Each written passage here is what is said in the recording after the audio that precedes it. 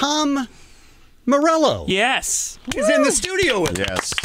Hello. How are you, Tom? Back again. I'm well, thank you. Nice to see you. It's been a little bit. Yeah, it's been a while. minute. Yeah. You've been doing the Prophets of Rage for a long time. That's correct. I've been watching you go all the way around the world. Yep. Like a crazy man. Yep. You have a new album coming out. That's correct. And it's called The Atlas Underground. Yes, it's a solo record, a collaborative effort with many diverse collaborators called The Atlas Underground. It comes out on October the 12th.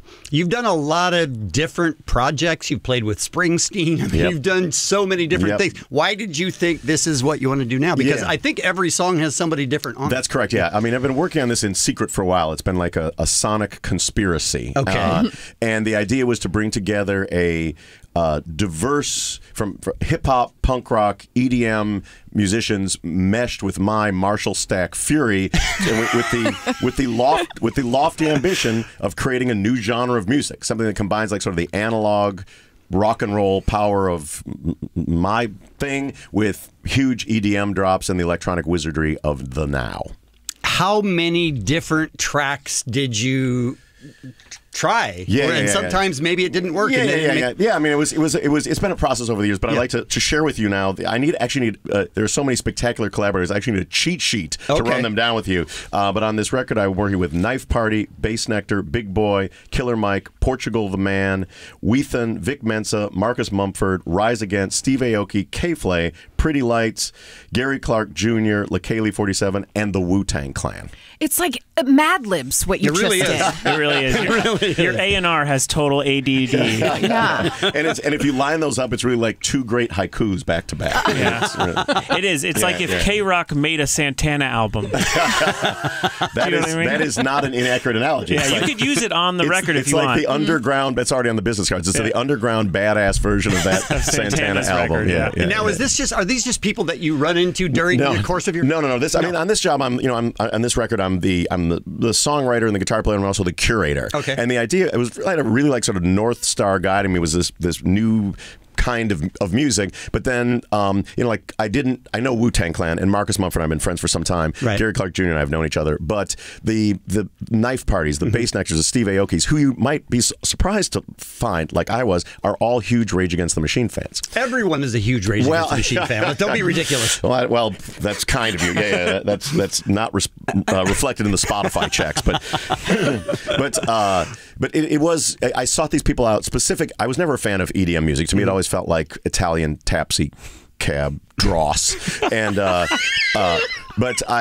but there was a metal friend of mine turned me on to Knife Party, and I heard in their music like the identical tension and release and the huge drops of my favorite rock and roll music. So I dug a little deeper and I found Skrillex and Bass Nectar and Pretty Lights and some others. And then when I contacted these people, they said, yeah, your stuff from your bands, Audioslave and Rage Against the Machine, informed their work. So it's kind of bringing it all back. That's very cool. Well, there are several of the songs where if it's with EDM artists or whoever, I had a little bit of hard time telling if it was your guitar. That's correct. I mean, for years in my guitar, as in Rage, and I was kind of like the DJ in the band, and I've always, in my guitar playing, in an analog way, taken sounds from hip-hop and from EDM music and brought them through a Marshall stack. Right. In this record, there are some times where you can't tell when it's me and when it's the button pushers. And how did you find yourself with some of these rappers, from Vic Mensa to LaKaylee, like K-Flay, names that are sort of on the emerging scene? Yeah. Well, I mean, I'll tell you the K-Flay story. We did a song together called Lucky One, and I was driving my kids to school, and I heard her song Blood in the Cut on the radio. It's great. And I pulled my car over, and I texted my manager and said, find me K-Flay. I didn't know it was a man, a woman, or a band. I was just like, whatever that is. Whatever that is, I like it. Yeah, and it turns out that she's actually from the northern suburbs of Chicago, like myself, so we got along famously. Wow, same with Vic. He's a Chicago kid, He's a Chicago as well. And I saw him at Lollapalooza a couple of years ago, and to me, he felt like he is the next generation of rebel rapper. He really is. Yeah. Well, we have Tom Morello here. We're going to take a quick break, and we're going to play a song, and this song is from Portugal the Man. Yeah, this song is a collaboration with Weathen, a teenage wonder producer dude, and Portugal Man. This is called Every Step That I Take. We're going to play that, and we'll be right back with Tom Morello on KROQ. Tell me about making that song. Tell me Sure. The song was actually written by myself and Matt Schultz from Cage the Elephant, and just a couple of acoustic guitars over at my studio, and then Matt's busy touring and recording schedule meant that he wasn't going to be able to sing the jam, and I'm a huge fan of Johnny from Portugal the Man. He's got a great voice, and it actually turns out that he learned to play guitar to the first Rage record. Is that right? Yeah, so when I called him up, he was like, I know your enemy, man. I'm like, let's jam, bro. Let's jam. So it was a real honor to have him on the track. He's a really great singer. It seems a lot like you're surprised that people liked Rage. No, I mean, it does. It's, I don't know. It's in the DNA of everywhere, I guess. But I mean, that's one of the, in curating this record, it was finding people, not just Rage Against the Machine fans, but the it's got a record of diverse artists, of diverse genres, of diverse ethnicities, ages, and genders, which is in itself a statement in these very divisive times, Speaking of you being sort of this Renaissance man when it comes to your music, I heard something and I had to do a deep dive. And it involves a friend of yours from high school, and it involves Renaissance fairs, and it involves a friend of mine seeing you recently at a Renaissance fair. What is happening, Tom Morello? First of all, you don't need to do a deep dive to find that. Renaissance Against the Machine? My first job that I had for five summers was at the Bristol Renaissance Fair in Bristol, Wisconsin. That was your job? That was my job. I worked my way through Harvard working at the Ren Fair. And it was a way for we nerds who loved Lord of the Rings so much, we didn't want it to end when Mount Doom exploded. Sorry for the rest of you. And you're still going. You're bringing your family into Ren fairs now. Yeah, of course. Yeah, your kids gotta get their tights and cod pieces on at an early age. I've said that for years. Do you just walk and around? The crazy thing, that's the name of the next record. That's the name of the, Get your kids in their cod piece. Can you be heard yelling huzzah? That was my question. Yes. Oh yeah, I mean, I huzzahed for 5 summers. I will say this on the record, Carrie, that working at the Renaissance Fair was the best job I had in my entire life. What? That's awesome. Yep. Because meat, so much meat. It wasn't so much. It was just like it was I don't know, like you're in the woods and there's campfires and horseback, and my job was like to basically be, as a wandering minstrel, which is my job most of the time, was to nap under a tree and be charming to girls from Kenosha. With then usually a lot of heaving bosom.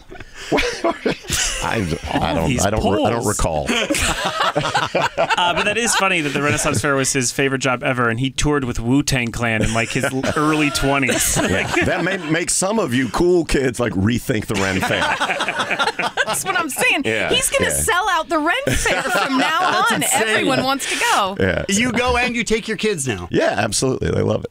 That's crazy. They don't love it as much as I do, but they love it. No one loves it as much as you do. Behind all the political messages of Rage Against the Machine was a guy who loved Ren Fair. Yeah, that to me seems it's like patently obvious. If you like, it's clearly. Yeah, I wear that. I mean, I've got the Trekkie thing. All that's a huge part of it. I work in the cool factory, but I don't touch the stuff myself. So. All right, I like that. All right, tell us about the Atlas Undergrounds and one of the weirdest stories of coming together with, because they're so, like you said, disparate. They're so different. People. Yeah. Here, let me pull up my cheat sheet because there's a lot of weird that went on. Well, I mean, Lekele, did you see her face? No, nobody's ever seen this. Really haven't. Lekele 47 is a rapper we talked about here on the show who wears a... She's spectacular, wears first of all. She's a burglar mask. Yeah. She wears like sort of a stylish like a ski mask. And I heard that I was had a meeting at some movie company, and we were talking about this record and talking about her, and apparently they wanted her to work on a soundtrack for some film, but she wouldn't take off her mask at security to present her ID. I love that. So she just forewent the gig rather than. I love her. Amazing. It'd be funny if she took out her security badge and had it on. The same mask. The mask. She drew it on. Yeah, but I'll give one tale. Like Marcus Mumford and I wrote a lovely song called "Find Another Way" with Josh from Fantagram, and so Marcus, he's a rock dad as well. So he would put he was in England. This is a song written via Skype. So I'm here in LA. He's such a weird thing. Yeah, it is a weird. It's a weird thing. So he puts his kids to bed in London. I drop my kids off at school, and then we return to with our dad robes on, strumming A minor chords. I don't want to picture you in a dad robe, but that's okay. I'm sorry that much of this interview is like burst your bubble. Like this is like it's just been my life the whole time. You just haven't been paying attention. This is the moment Mike Tyson started talking. He like kills a man and then he's like, "Listen, I don't know what the story." And you're like, "What? What is going on?" So, do you find it difficult to write like that over Skype? Does it make well, the one thing I gotta say, this is my 17th studio album that I've made. Jeez. And I've made the other 16 in very similar ways. Like band in a room, the producer comes in the room, and I wanted to get out of that safety zone. Like I wanted to push myself as a guitar player, I wanted to push myself as an artist and as a songwriter by, on the one hand, sort of letting go of some of my type A personality stuff and like really collaborating with people. The song's not done till we all love it. And if it takes Skyping, in bathrobes, or if it takes like the Wu-Tang Clan coming over, I'm going to do whatever it takes. That's crazy just to think of them coming over. Yeah. So which one was the most difficult? I mean, did you have some that were really... I don't know. I feel like you would have some songs there where you go, "Wow, this is great," and then you go, "Yeah." No, it's not. I mean, it's an ongoing process. I'm continuing to write songs for like the next batch of songs. But I will tell you, there was an interesting one with Steve Aoki and Tim McElrath from Rise Against. Yeah. So Steve, I didn't know him before, but I found out sort of via a roundabout way that he was not just a big Rage fan, but he was a big fan of Zach's pre-Rage Against the Machine hardcore, straight edge hardcore band called Inside Out. So he like went back, and his original DJing gigs were at punk rock. Yeah, he had an independent punk label. Exactly. So I didn't know that much. So anyway, so I sent him one of the ways that some of the songs came together was like I sent him a riff tape. So like here's 10 hot Morello riffs and screaming solos, and to basically replace what his synthesizers with this guitar material. Right? Oh, interesting. Yeah. Okay. So a couple days later, he hits me back and he says, "Dude, I want to FaceTime you. I got a cut of this thing." I'm like, I'm running around. Can you just MP3 it to me? He's like, no, I want to see your face when you're here. so I get home. And I'm, we're FaceTiming, and he's moshing in his studio. He's a one-man mosh pit in his studio in Vegas. I'm a one-man mosh pit in my living room. And then afterwards, he's like, so who should we approach to sing on it? And he's like, I really love like Rise Against. I love Foo Fighters. Okay, how about this? I'm going to text Tim McElrath from Rise. I'm going to text Dave Grohl, and whoever hits me back first gets the gig. Wow. Amazing. That's a weird way to Tim's like, suck it, Grohl. And it's a jam, and you've never seen, and it's like, you've never heard Steve like that, you've never heard Tim like that, you've never heard me. That one's one of my favorite songs on the record. That's how I sold a couch on Craigslist once. I was like, whoever texts me first gets the couch. Yeah. It's a little different. So the album is The Atlas Underground. It comes out next Friday, a week from today, October 12th. That's right.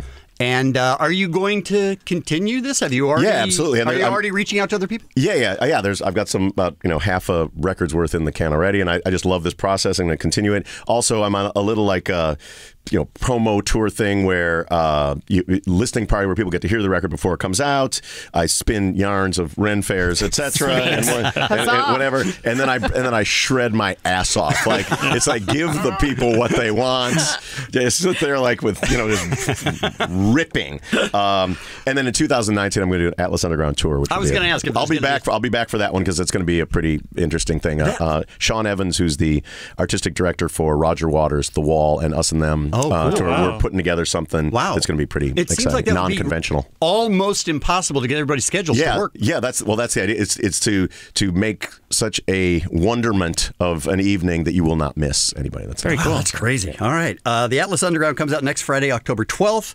Tom, we always love you giving us time here at KROQ. We appreciate it. It's been for years. I've been enjoying it. And thanks for coming in. We appreciate it. Thanks.